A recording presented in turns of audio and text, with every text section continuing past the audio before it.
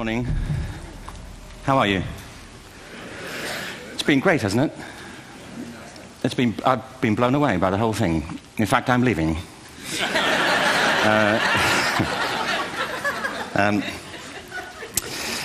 There have been three themes, haven't there, running through the conference, which are relevant to what I want to talk about. One is the extraordinary evidence of human creativity in all of the presentations that we've had and in all the people here. Just the variety of it and the range of it. The second is that it's put us in a place where we have no idea what's going to happen in terms of the future. No idea how this may play out. I have an interest in education. Actually, what I find is everybody has an interest in education. Don't you? I find this very interesting. If you're at a dinner party and you say you work in education, actually, you're not often at dinner parties, frankly. If you work in education, you're not asked, you know, and you're never asked back, curiously. That's I think it strikes me. But if you are, and you say to somebody, they say, what do you do? And you say, you work in education, you can see the blood run from their face. They think, oh my God, you know, why me? It's my one night out all week. But if you ask people about their education, they pin you to the wall. Because it's one of those things that goes deep with people. Am I right? Like religion and money and other things. So I have a big interest in education, and I think we all do. We have a huge vested interest in it, partly because it's education that's meant to take us into this future that we can't grasp. If you think of it, children starting school this year will be retiring in 2065. Nobody has a clue, despite all the expertise that's been on parade for the past 4 days, what the world will look like in 5 years' time. And yet we're meant to be educating them for it. So the unpredictability, I think, is extraordinary. And the third part of this is that we've all agreed, nonetheless, on the really extraordinary capacities that children have, their capacities for innovation. I mean, Serena last night was a marvel, wasn't she? Just seeing what she could do. And she's exceptional, but I think she's not, so to speak, exceptional in the whole of childhood. What you have there is a person of extraordinary dedication who found a talent. And my contention is all kids have tremendous talents, and we squander them pretty ruthlessly. So I want to talk about education, and I want to talk about creativity. My contention is that creativity now is as important in education as literacy, and we should treat it with the same status. Thank you.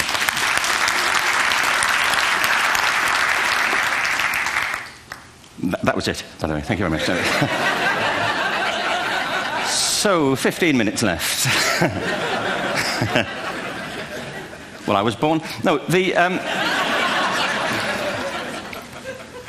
I had a great story recently, I love telling it, of a little girl who was in a drawing lesson. She was 6, and she was at the back drawing, and the teacher said this little girl hardly ever paid attention. And in this drawing lesson, she did. And the teacher was fascinated. She went over to her and she said, what are you drawing? And the girl said, I'm drawing a picture of God. And the teacher said, but nobody knows what God looks like. And the girl said, they will in a minute.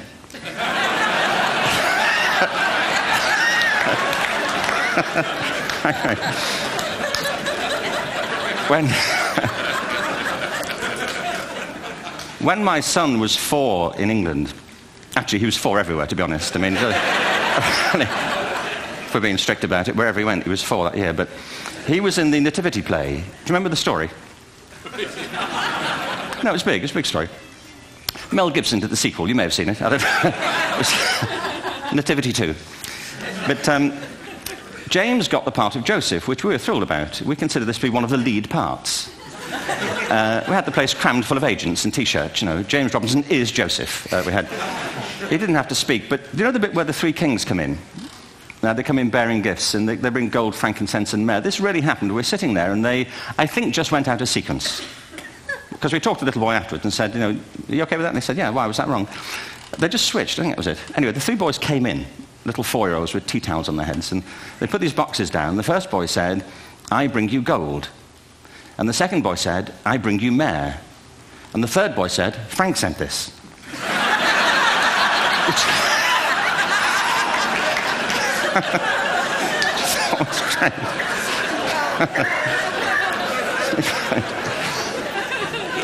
What these things have in common, you see, is that kids will take a chance.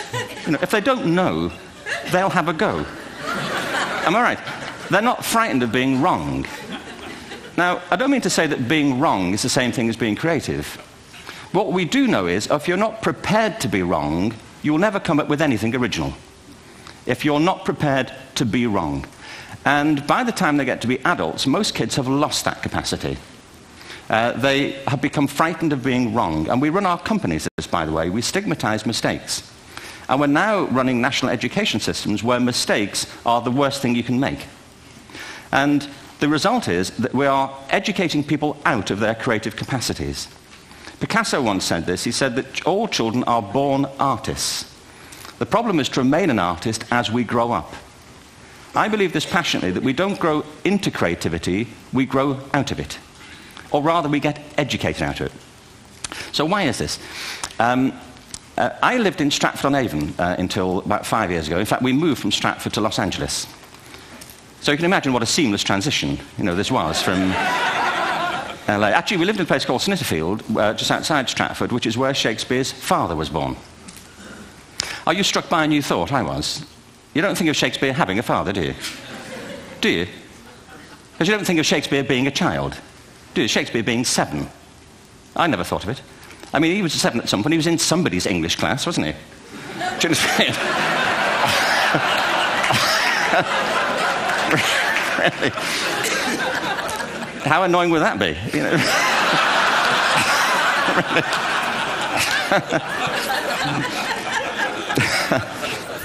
Must try harder.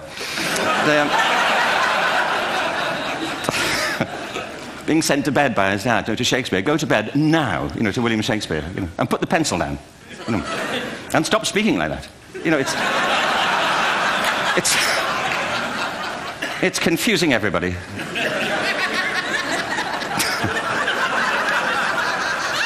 Anyway,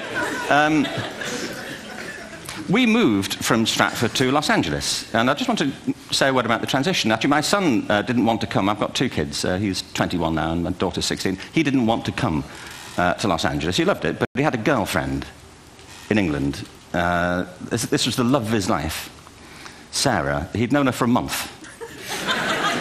Mind you, they'd had their 4th anniversary, by then, because it's a long time when you're 16. Anyway, he was really upset on the plane. He said, "I'll never find another girl like Sarah." And we were rather pleased about that, frankly, because she was...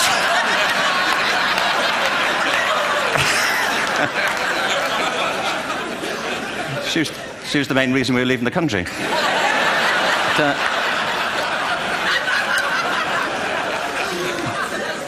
But something strikes you when you move to America and when you travel around the world. Every education system on Earth has the same hierarchy of subjects. Everyone, doesn't matter where you go. You think it would be otherwise, but it isn't. At the top are mathematics and languages, then the humanities, and at the bottom are the arts, everywhere on Earth. And in pretty much every system, too, there's a hierarchy within the arts. Art and music are normally given a higher status in schools than drama and dance. There isn't an education system on the planet that teaches dance every day to children the way we teach them mathematics. Why? Why not? I think this is rather important. I think maths is very important, but so is dance. Children dance all the time if they're allowed to. We all do. We all have bodies, don't we? Did I miss a meeting? I think... Truthfully, what happens is, as children grow up, we start to educate them progressively from the waist up. And then we focus on their heads, and slightly to one side. If you were to visit education as an alien and say, what's it for, public education, I think you'd have to conclude, if you look at the output, who really succeeds by this? Who does everything they should? Who gets all the brownie points? Who are the winners? I think you'd have to conclude the whole purpose of public education throughout the world is to produce university professors. Isn't it? They're the people who come out the top. And I used to be one. So there. And I like university professors, but, we shouldn't hold them up as the high watermark of all human achievement. They're just a form of life. Another form of life. But they're rather curious, and I say this out of affection for them. There's something curious about professors. In my experience, not all of them, but typically, they live in their heads. They live up there, and slightly to one side. They're disembodied, in a kind of literal way. They look upon their body as a form of transport for their heads. It's... Don't they? It's a way of getting their head to meetings.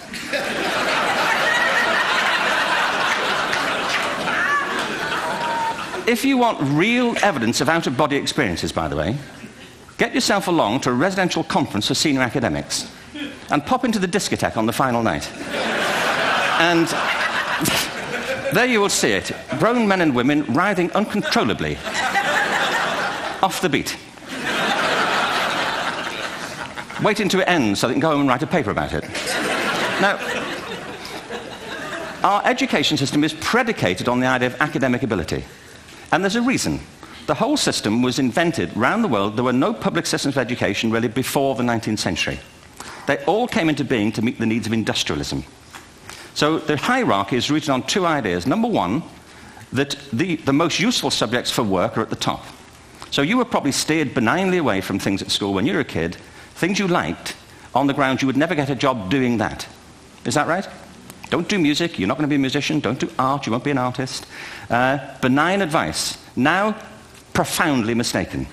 The whole world is engulfed in a revolution. And the second is academic ability, which has really come to dominate our view of intelligence because the universities designed the system in their image. If you think of it, the whole system of public education around the world is a protracted process of university entrance. And the consequence is that many highly talented, brilliant, creative people think they're not, because the thing they were good at school wasn't valued or was actually stigmatized. And I think we can't afford to go on that way.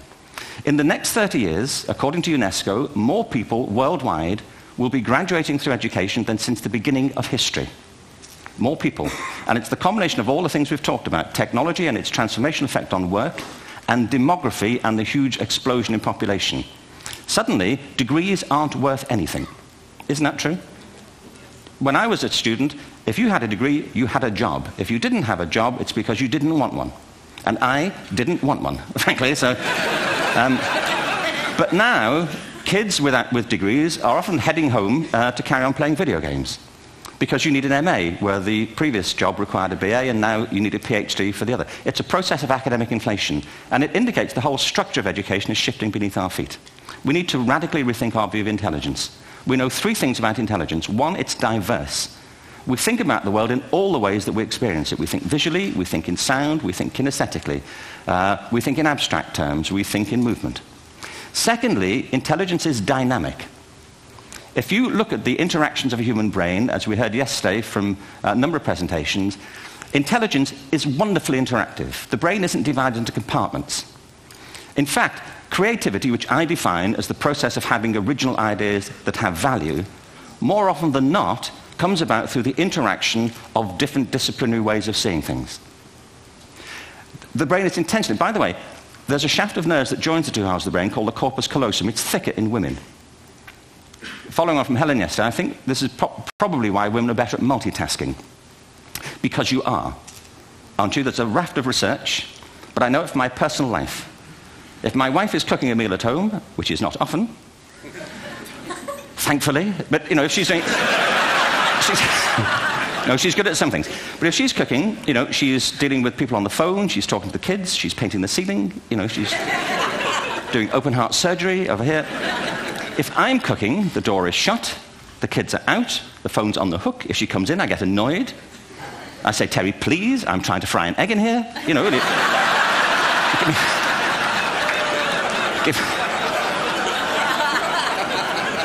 Give me a break.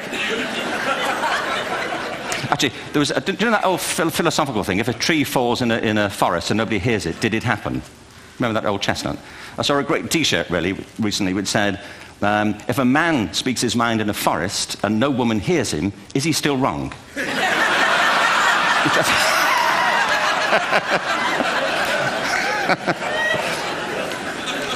And the third thing about intelligence is it's distinct. I'm doing a new book at the moment called Epiphany, which is based on a series of interviews with people about how they discovered their talent. I'm fascinated by how people got to be there. It's really prompted by a conversation I had with a wonderful woman who most people have never heard of. She's called Gillian Lynn. Have you heard of her? Some have. She's a choreographer, and everybody knows her work. She did Cats. and Phantom of the Opera. She's wonderful. I used to be on the board of the Royal Ballet in England, as you can see. And anyway, Jill and I had lunch one day. I said, how'd you get to be a dancer? And she said it was interesting. When she was at school, she was really hopeless. And the school in the 30s wrote to her parents and said, we think Gillian has a learning disorder.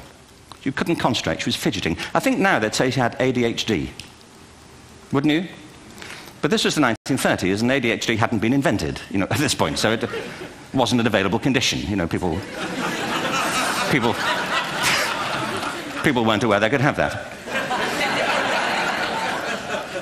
Anyway, she went to see this specialist. So this oak-panelled room, and she was there with her mother, and she was led and sat on this chair at the end, and she sat on her hands for 20 minutes while this man talked to her mother about all the problems Gillian was having at school. And at the end of it, because she was disturbing people, her homework was always late and so on, little kid of 8, in the end, the doctor went and sat next to Gillian and said, Gillian, I've listened to all these things that your mother's told me. I need to speak to her privately.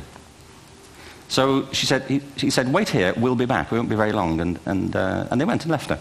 But as they went out the room, he turned on the radio that was sitting on his desk. And when they got out the room, he said to her mother, just stand and watch her. And the minute they left the room, she said she was on her feet, moving to the music. And they watched for a few minutes, and he turned to her mother, and he said, Mrs. Lynn, Gillian isn't sick. She's a dancer.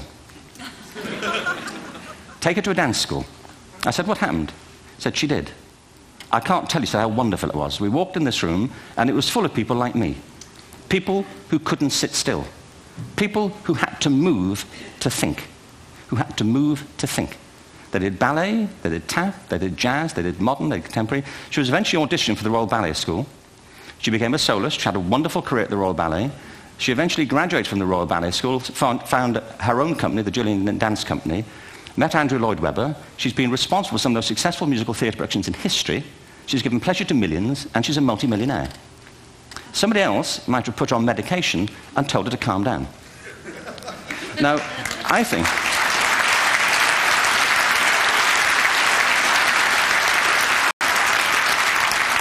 What I think it comes to is this. Al Gore spoke the other night about ecology and the revolution that was triggered by Rachel Carson. I believe our only hope for the future is to adopt a new conception of human ecology, one in which we start to reconstitute our conception of the richness of human capacity. Our education system has mined our minds in the way that we've strip-mined the earth for a particular commodity, and for the future, it won't serve us. We have to rethink the fundamental principles on which we're educating our children. There was a wonderful quote by Jonas Salk, who said, if all the insects were to disappear from the earth, within 50 years, all life on earth would end. If all human beings disappeared from the earth, within 50 years, all forms of life would flourish. And he's right. What TED celebrates is the gift of the human imagination. We have to be careful now that we use this gift wisely and that we avert some of the scenarios that we've talked about. And the only way we'll do it is by seeing our creative capacities for the richness they are and seeing our children for the hope that they are.